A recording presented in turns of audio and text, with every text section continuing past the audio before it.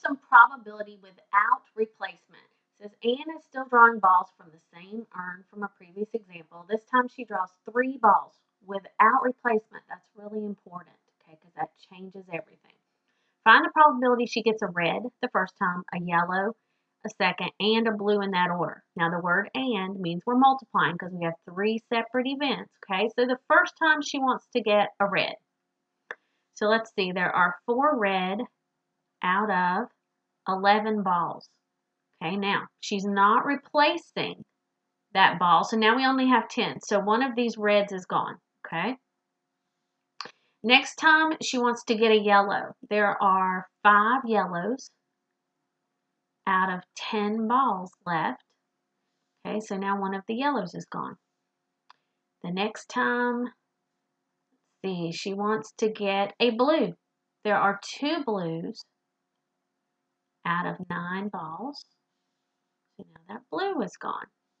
We are multiplying because it said and in there. So you're going to do 4/11 times 5/10 times 2/9, which will give you 4/99. And if you write that as a fraction, the probability of that would be 0.0404. Now let's look at another one without replacement. This time we're going to do cards. It says if 5 cards are drawn without replacement from a standard deck, find the probability they're all hearts. Okay, so the first time there are 13 hearts. Fix that. Out of 52. Now one of those is gone. So the next time there's only 12 hearts out of 51. The third time there's only 11 hearts left out of 50. The next time there's 10 hearts left out of 49.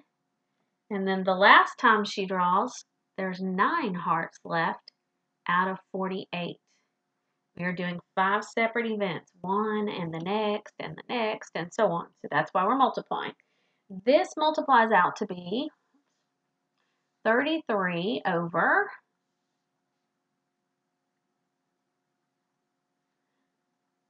66,640. Or you can write that as a decimal, which is very unlikely. It is 0.000495. So the probability of getting that is very small.